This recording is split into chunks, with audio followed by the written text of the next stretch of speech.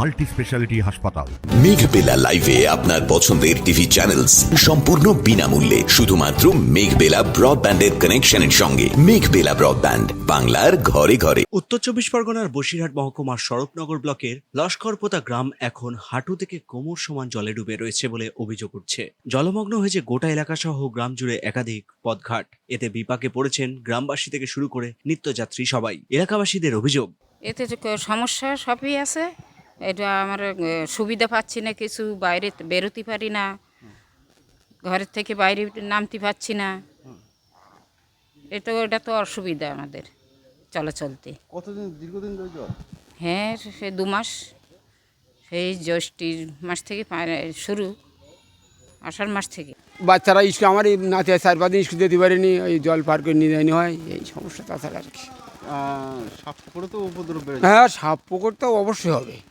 তা আবার মাঠের ফসল পত্তন তো সবই নষ্ট হয়ে গেছে, ও নিয়ে তো আর সমস্যা না। সমস্যা হচ্ছে এই রাস্তাঘাটে যদি একটু সংস্কার হয় তাহলে এইটা সুবিধা হয় আমাদের। এই বাচ্চা কাচ্চা স্কুল যেতে পারে, এদের স্কুল কামাই যাচ্ছে, এর পরীক্ষা 18 তারিখেতে।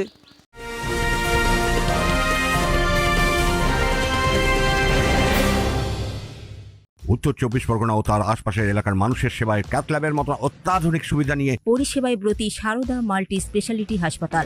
একই ছাদের তলায় মানুষ সাধারণ চিকিৎসা থেকে শুরু করে 24 ঘন্টা ক্যাথল্যাব, এমআরআই, সিটি স্ক্যান, এনআইসিইউর মতো সুবিধা এবার থেকে পেয়ে যাবেন সারদা মাল্টি স্পেশালিটি হাসপাতালে। প্রয়োজনে যোগাযোগ করুন 033-2592-0730, 2593-0730, 2593-3562 ও 9331275635 নম্বরে। আমাদের ঠিকানা Royal Park, Kalyani expressway, Barrackpore, Kolkata 7,01,21। Sarada multi speciality হাসপাতাল, পরিষেবাই হোক আমাদের মূল লক্ষ্য। এই পরিস্থিতিতে লস্করপোতার একটি প্রাথমিক বিদ্যালয়ও দীর্ঘদিন ধরে বন্ধ রয়েছে। স্কুলের ভেতরে জল জমে থাকায় কর্তৃপক্ষ ছুটি ঘোষণা করেছে। ছাত্রছাত্রীরা ক্লাসে আসতে পারছে না। এই স্কুলের অবস্থা দেখুন, স্কুলে তো অনেকটা জল।